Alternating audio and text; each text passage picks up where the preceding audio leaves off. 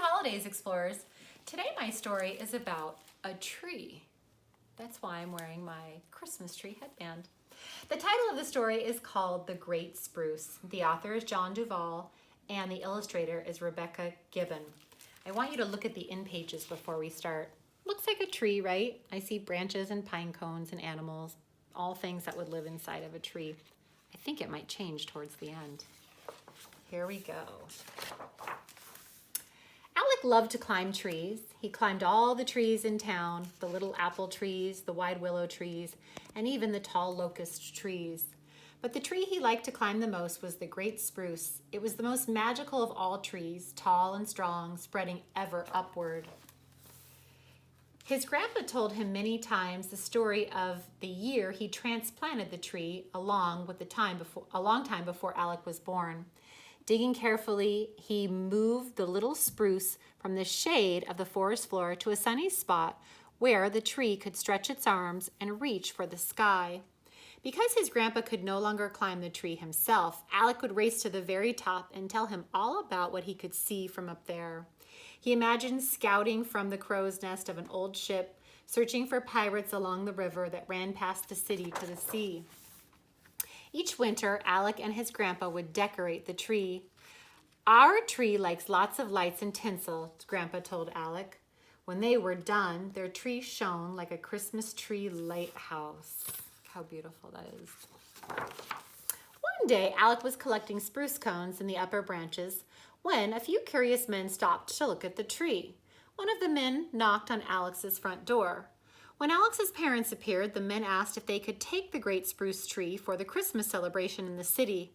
Alex's parents thought that it would be a great honor and agreed. But Alex could not believe what he'd heard. His tree would be gone forever. Days later, a crew arrived to remove the tree with a giant chainsaw. Everyone in town came to watch. Then the saw started up and it was terribly loud. But Alec was even louder when he screamed, "Stop!" The tall man turned off the saw. A breeze blew through the branches of the great spruce, whispering a sigh of relief. "You don't have to cut the tree down," Alec said. He was shaking and felt so many eyes on him. But when he found his grandpa's face in the crowd, he knew. "We can dig it up and you can borrow the tree instead." Alec's grandpa, with a smile as bright as any star, grabbed 2 shovels and handed one to Alec. Before long, everyone was digging, even the crew from the city. They began to dig a circle around the tree. When they finished digging, they wrapped the tree's huge root ball with a burlap and a big, thick rope. The city sent a tugboat with a mighty crane to lift the tree from the earth and hoist it onto the boat. The crew asked Alec if he would like to join them on the voyage down the river to the city. "Can my grandpa come too?" Alec asked.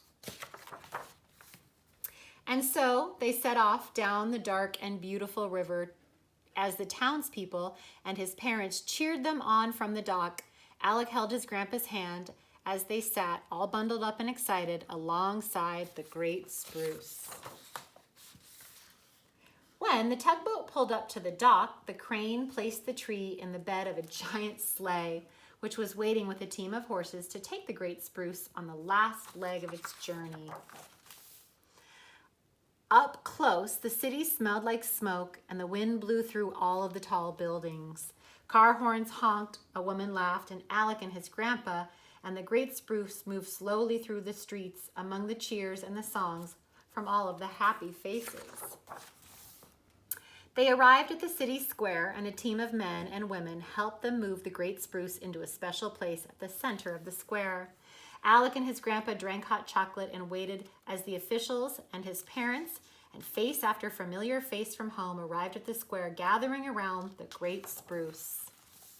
Finally, an official tall and dressed in a fancy black suit, announced to all that gathered, "This is our young friend Alex, who is lending us his tree for the holiday. Please help me thank him as he throws the switch." That means turns on the Christmas lights. The crowd cried out in joy at the sight of the magnificent spruce and all of its many colored lights. It smelled like Christmas, and a hush fell over the city for just a minute. Suddenly a young girl atop her father's shoulder shouted, "It's the most wonderful tree in the world. Can it stay here forever?" "We're just visiting," said Alex. "But here, take a cone. It has seeds inside of it. Plant them in good soil with lots of light and don't forget to water them." After the holidays, the gray spruce returned home to the earth. Alec gave it plenty of water, and by spring, the big tree had grown even taller. Alec could see a bit farther down the river, and if he looked hard enough through his telescope, he could just make out the tiny sapling that had taken root in the city's big square. This is the author's note about how to transplant a tree, which I think is pretty cool. See how they made a circle around it, dug up the roots, and covered it with that burlap and rope, and they'll move it to its new location. And then, as you can see, boys and girls, the end pages change to look like a Christmas tree instead of just the plain tree from before. Happy holidays, explorers.